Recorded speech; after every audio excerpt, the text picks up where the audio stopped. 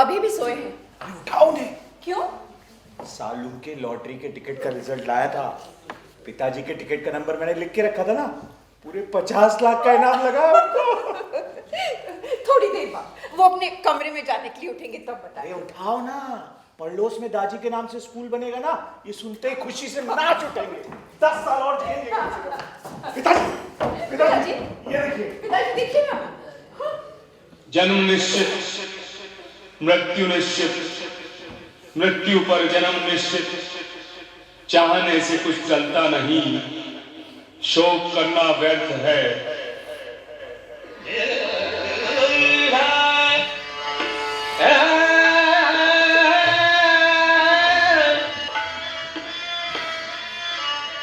Hello sir. Hi sir, आज मैं पूछना चाहता हूँ कि आपने 46 ईयर्स से इतने सारे प्लेस किए, पर आपका सबसे फेवरेट प्ले कौन सा है? एक्चुअली बहुत सारे हैं मेरे फेवरेट प्ले, बट जो समझ लीजिए मेरे दिल के बहुत नज़दीक है वो है कालचक्र। कालचक्र जी सर, जहाँ तक मेरी मालूमात है ये 94 में आपने शुरू किया था ये प्ले। जी 94, अभी 31 ईयर्स हो गए हैं सर। तो ये कालचक्र, आई थिंक यही एक प्ले है जो इतने लंबे टाइम तक चल रहा जी। है। तो ये कहानी आप तक कैसे पहुंची? कैसे आपने डिसाइड किया कि आप ये प्ले करना चाहते हैं? एक्चुअली मेरे एक मराठी दोस्त हुआ करते थे, अब तो उनका आता पता नहीं है। उन्होंने मुझे सजेस्ट किया कि ये दलवी साहब का एक प्ले है कालचक्र, वो करो आप। जब मैंने प्ले पढ़ा तो मतलब समझ लीजिए मैं बहुत रोया, बहुत। और मैंने प्ले रख दिया अपने शेल्फ में। मैंने कहा ये नहीं, इतना सीरियस प्ले कौन देखने आएगा। बट फिर ऐसा होने लगा कि जब जब भी मैं प्ले कोई एक बुक पढ़ने की कोशिश करता तो कालचक्र ही उठा के फिर से पढ़ने लगता। ऐसा इतनी बार हुआ कि समझ लीजिए पूरा दिमाग में हर तरह से कालचक्र कालचक्र गूंजने लगा। और मैंने एक दिन निश्चय किया कि मैं करूँगा। मैक्सिमम क्या होगा, लोगों को पसंद नहीं आएगा या लोग सीरियस प्ले नहीं देखेंगे, लेकिन मैं करूँगा। एंड फिर मैंने निर्णय लिया और इसके बारे में सोचा। फिर स्क्रिप्ट पढ़ी गई। जब स्क्रिप्ट पहली बार पढ़ी गई तो ये आलम था कि एक सीन से ज़्यादा कोई भी स्क्रिप्ट नहीं पढ़ सका, हर आदमी रोने लगता था। तो ऐसे 5 लोगों ने टुकड़ों टुकड़ों में स्क्रिप्ट पढ़ी है। तो हम लोग रविंद्र नाट्य मंदिर में उन दिनों रिहर्सल के लिए एक बड़ा सा हॉल था, वहाँ हम लोग रिहर्सल किया करते थे 6 बजे से लेकर रात को 10 बजे तक। और पूरा प्ले वहीं तैयार हुआ। उसके बाद शो हुए और शो का जो रिज़ल्ट था जैसा था, मतलब रिएक्शंस ऐसे थे कि भाई यात्री ने इस तरह का प्ले कभी किया नहीं। धीरे धीरे उसके जो रिएक्शंस थे या लोगों ने जो अप्रिसिएशन मिला, उससे मुझे लगा कि इस तरह के नाटक को हमें करते रहना चाहिए। बस फिर एक लंबी सी कहानी कालचक्र की शुरू। देखिए, मैंने आपसे एक बात कही तो क्या वो आपको उदंडता लगेगी? नहीं नहीं, प्लीज गो अहेड, कहिए। देखिए, मुझे ऐसा लगता है, मेरा मतलब हमें ऐसा लगता है कि हमारे माता पिता का मामला हमारी घरेलू बात है और आप इसमें ना पड़े। अब मैंने आपसे एक बात कही तो आपको दंडता तो नहीं लगेगी? कहिए। जिस दिन आपके पिताजी ने हमें गोद लीजिए ऐसा विज्ञापन अखबार में दिया ना, उस दिन से ये बात आपकी घरेलू बात नहीं रहेगी। जिस किसी ने भी ये विज्ञापन पढ़ा होगा उसे ये पता चल गया होगा कि इस बूढ़े के पास पैसे नहीं है। यहां तक कि विज्ञापन के लिए लगने वाले 1000-1500 रुपए भी इसने अपने बेटे की जेब से या बक्से से चुपचाप निकाले होंगे। क्योंकि यदि आपके पिताजी के पास पैसे होते तो इस विज्ञापन का प्रश्न ही नहीं उठता था। तो हमारे माता पिता को आप अपने माता पिता मानेंगे? नहीं नहीं, आप गलत समझ रहे हैं। क्या मतलब? आप उन्हें अपने माता पिता नहीं मानते, इसलिए मैं मानूंगा। फिर भी मुझे निराश पागल तो सर, जैसा आपने बताया कालचक्र आपके लिए इतना स्पेशल रहा है सर, तो इससे जुड़े हुए ऐसे क्या क्या इंसिडेंट्स हुए हैं या किस्से हुए हैं जो आप अभी भी याद करते हैं? ऐसी कोई भी कहानी नहीं चलती, कुछ तो रीज़न होता है, कुछ कनेक्शन होता है। कि आपका कोई ऐसा कनेक्शन था? एक्चुअली कनेक्शन नहीं जुड़ा था, लेकिन मैंने ये महसूस किया कि ये जो इसमें प्रॉब्लम है वृद्धों को लेके, वो मुझे लगता है कि पूरी दुनिया में एग्जिस्ट करती है। और वो जो प्रॉब्लम है वो इतनी हिंदुस्तान में ख़ासकर इतनी ज़्यादा है और मैंने बहुत नज़दीक से उसे देखा है। इसीलिए नाटक जब खेला गया और मुझे लगा कि ये समस्या, ये प्रॉब्लम पूरे हिंदुस्तान में एग्जिस्ट करती है और इस नाटक के बहाने मैं लोगों तक ये संदेश पहुंचा सकता हूं कि हम भी एक दिन बूढ़े होंगे, तो जिस तरह बचपन से माँ बाप ने हमें संभाला है, बूढ़ा होने के बाद बच्चों की जिम्मेदारी बनती है वो माँ बाप को संभाल लें। काल चक्र वाली जो समस्या है, भगवान न करे किसी घर में हो, मगर जब वो सोचता हूँ उसके बारे में कभी कभी तो बहुत तकलीफ होती है, बहुत ज़्यादा, कि कैसे कोई अपने माँ बाप को वृद्धाश्रम छोड़ सकता है। वृद्धाश्रम इस देश में बहुत बने हुए हैं, लेकिन जब वहाँ जाके आप जाएंगे और पता चलेगा आपको कि उन वृद्धों के साथ वो पैसे लेने के बाद भी न ढंग से उन्हें खाने को देते हैं, न ढंग से रखते हैं। तो जो हाल वृद्धों का अपने घर में है कि उनको अपने बच्चों से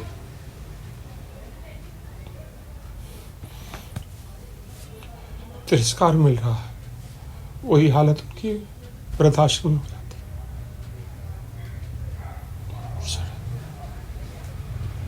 सर, सो आई थिंक यही एक रीज़न है कि आपने ये प्ले सारे सीनियर सिटीजन्स के लिए फ्री में रखा है।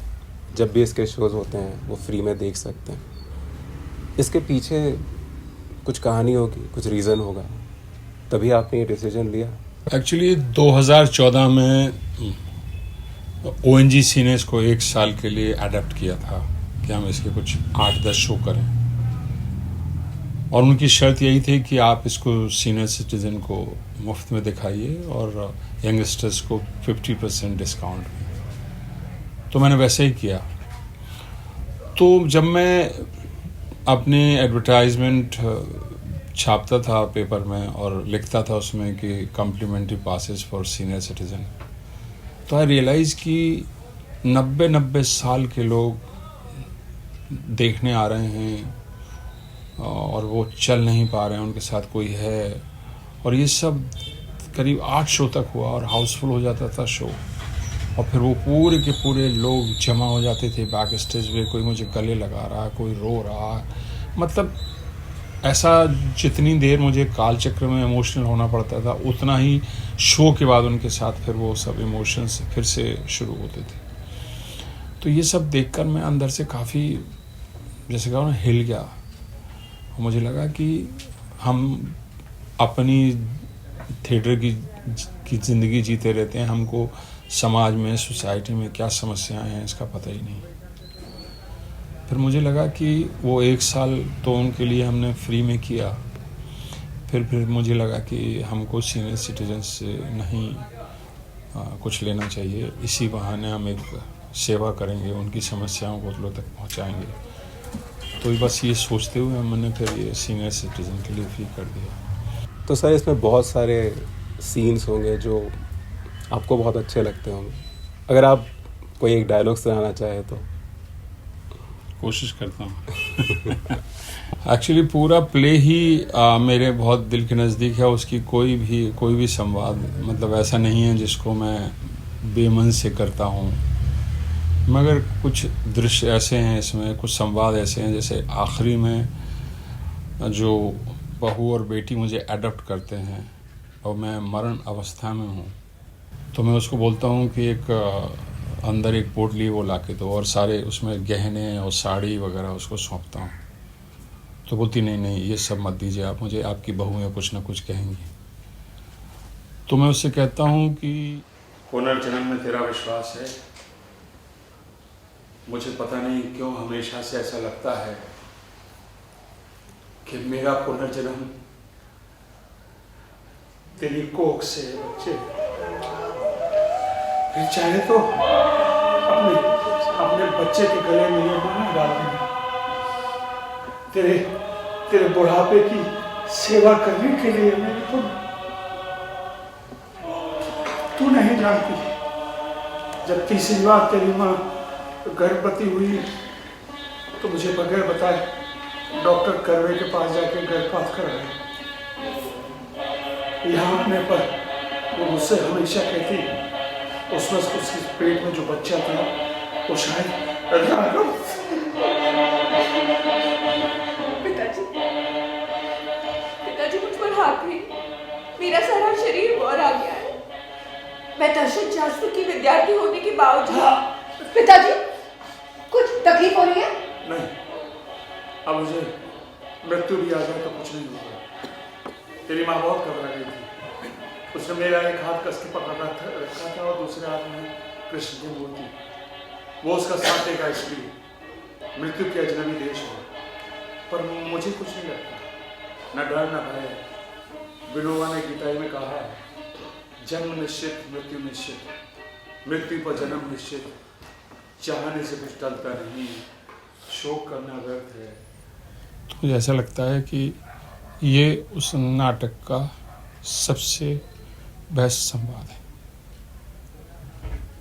कि उसने अपने जीवन में अपने बच्चों से इतना त्रास देखा है कि जिस लड़की ने या उसके पति ने उसको गोद लिया है,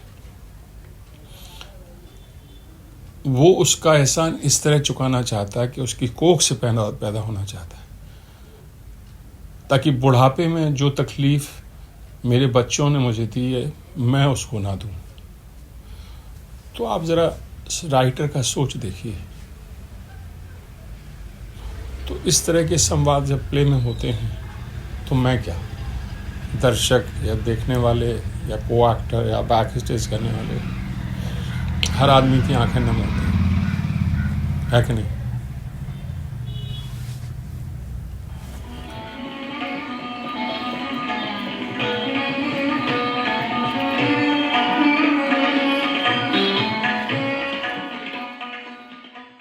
देखो, ये बहुत सीरियस बातें हुई कालचक्र को लेके।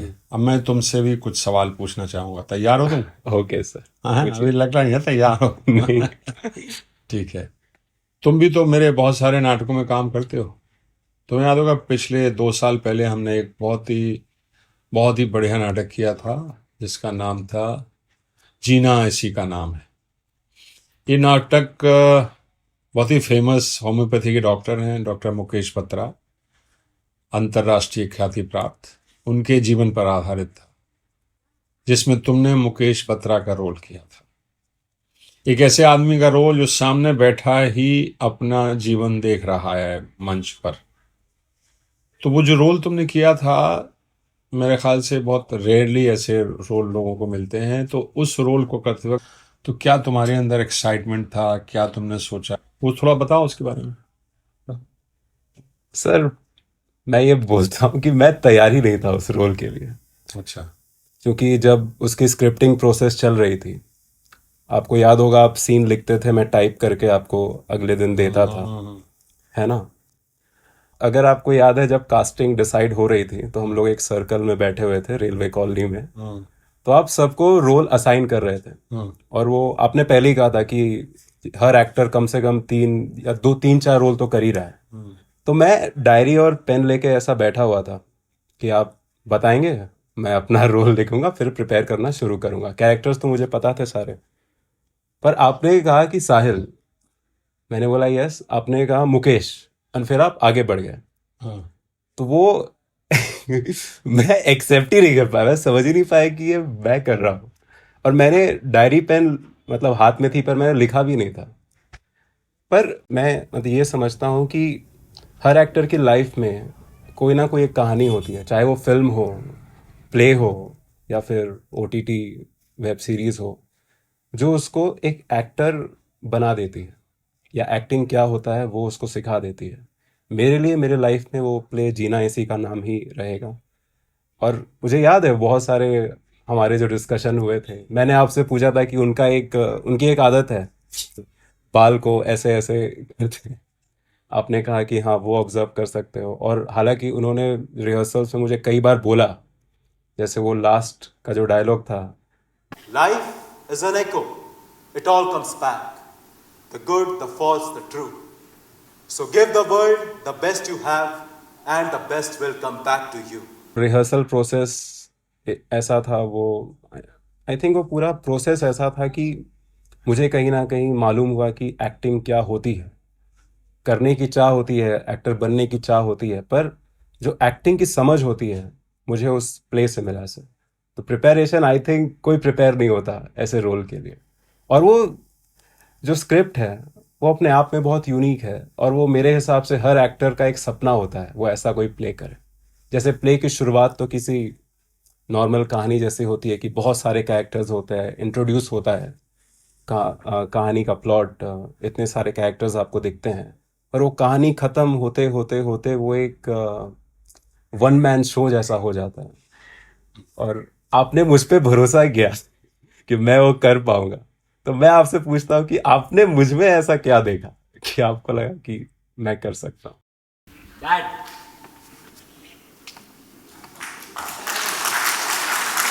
Congratulations, Akshay. You are the third generation of homeopath in our family.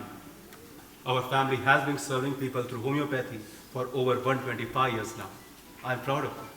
जी बाबा, थैंक यू। पर तुमने अपनी प्रैक्टिस का सोचा है। देखो, मैं चाहता हूं कि तुम मेरी तरह अपनी आइडेंटिटी खुद बनाओ, जी बाबा, और उसके लिए तुम्हें अपनी इंडिपेंडेंट प्रैक्टिस जल्द से जल्द शुरू करनी चाहिए। But dad, isn't independent practice a bit early? I mean, let me have a little more experience while working under you. Then I will open my own clinic. No, Akshay, you must start now. And I feel you should start your clinic in Bangalore, because Bangalore is a very enterprising city. But पापा अकेले? तुम अकेले कहाँ हो? तुम्हारे चाचा भी है वहाँ, और भी बहुत सारे स्टाफ है। They will help you. Whatever you say, Dad, you are my icon. मेरे लिए आपसे अच्छा और कौन सोच सकता है? That's my son. लेकिन हम पूरी तैयारी के साथ बैंगलोर में क्लिनिक स्टार्ट करेंगे। तो तैयारी शुरू की जाए। But Akshay, when you start your own clinic, always remember our company's motto that patients come first.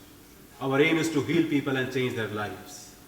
देखो, डॉक्टर बनना कोई बहुत बड़ी उपलब्धि नहीं है, लेकिन एक जिम्मेदार डॉक्टर बनना बहुत बड़ी उपलब्धि है। उसके लिए तुम्हें अपने मरीजों को और उनके मर्ज को अच्छी तरह समझना होगा। Yes, Dad. I will always remember your advice, and I will never let you down. All the best, Akshay, and take care of your patients. Dad, can you please call me Dr. Akshay once? All the best, Dr. Akshay Batra. I feel you are the best dad in the world. I will make you proud. तो तुम्हारा कहना ये है कि मैंने कैसे ये decide किया कि तुमसे ही रोल करवाऊं? एक्चुअली कास्टिंग करते वक्त थोड़ा डिफिकल्टीज थी, बिकॉज जब हम अपना प्ले कोई कर रहे हैं तो उसमें सारे निर्णय मैं लेता हूँ। तो जनरली क्या होता है ना कि जब इस तरह के प्ले किए जाते हैं या फिल्में बनती हैं या OTT बनती है, ये किताबों के हिसाब से सबसे मुश्किल एक्टिंग होती है। इसको बोलते हैं रिप्रेजेंटेशनल एक्टिंग। मतलब आप किसी लिविंग और डेड आदमी को रिप्रेजेंट कर रहे हैं। जैसे कि गांधी का रोल वैन किंग्सले ने किया, या मिल्खा सिंह का रोल फरहान अख्तर ने किया। तो उसमें बहुत सारी चीज़ें फिल्मों में देखी जाती हैं, फिजिकल फिटनेस, लुक्स, ये सब चीज़ें वहाँ देखी जाती हैं और फिर सिलेक्शन होता है। जैसे गांधी जब वैन किंग्सले ने किया तो बाकायदा उनकी स्पीचेस उनको गांधी की दिखाई दी गई, उनका एक दांत तोड़ा गया और उनका वज़न कम किया गया। फिर उनकी जो गांधी की वॉक थी उन्होंने वो अडॉप्ट की। जब ये सब हो गया तब कहीं जाके फिल्म शुरू हुई थी, और फिल्म 17 साल में बनी थी वो। तो हमने ये टेस्ट एंड ट्राई इसलिए नहीं किया कि अगर हम इस पे जाते तो मुश्किल ही होती। फिर बत्रा साहब की पर्सनालिटी से मैच करता हुआ हमें एक्टर चाहिए था जो उनकी हाइट से मैच करे, जो उनकी स्पीचेस वैसे ही बोले। और यहाँ ऐसा डिफिकल्ट भी था। और इस तरह की फिल्में बनती हैं या रोल करते हैं तो वहाँ पब्लिक फिगर जो होता है ना, Gandhi was a public figure, या मिल्खा सिंह, उन्हें लोगों ने देखा होता है। सो मेन पॉइंट ये थी कि बत्रा साहब के जीवन की घटनाओं को अगर कोई एक्टर, अच्छा एक्टर अपने अंदर उतार ले तो थोड़ी देर के लिए बाद लोग भूल जाएंगे कि ये बत्रा जैसा दिखता है या नहीं दिखता है। सो वही एक्सपेरिमेंट मैंने तुम पे किया। जब मुझे लगा कि ट्रांजैक्शन बच्चे से बड़े से फिर चश्मा लगाने के बाद ये होते होते होते होते ऐसा पॉसिबल है, और मुझे देखा कि तुम शायद कर पाओ, तो मैंने ये जुआ खेला। और मुझे लगा कि बत्रा साहब खुश थे, दैट मीन्स तुम्हारा कैरेक्टर या तुमने जो परफॉर्मेंस की वो अप टू द मार्क थी। बट इस तरह के रोल के लिए काफ़ी डिफिकल्ट होता है, बिकॉज ये फिक्शियस रोल नहीं है, इमेजिनरी रोल नहीं है।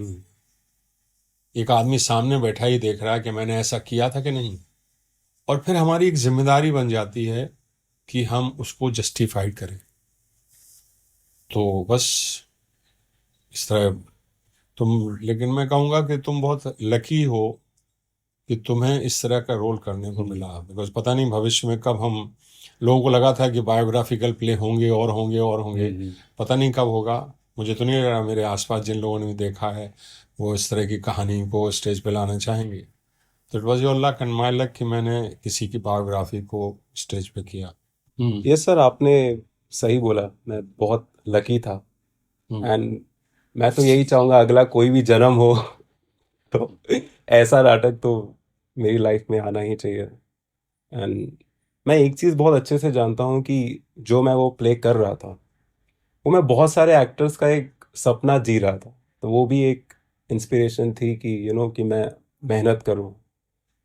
मैंने बहुत मेहनत की उसमें, अपने डिक्शन को सुधारा, दोनों हिंदी इंग्लिश दोनों मेरी खराब थी, ये मैं बहुत मानता हूँ। एंड और मुझे एक चीज़ याद थी कि लोगों को पता नहीं है कि बत्रा कौन है, उन्होंने देखा नहीं है उनको पर्सनली, भले ही वो मीडिया के सामने आते हो या न्यूज़ में आते हो तो अलग है, पर पर्सनली कोई जानता नहीं है। तो हमें उसका एसेंस लोगों तक पहुंचाना है, वो क्या है, कहानी में क्या इमोशंस थे।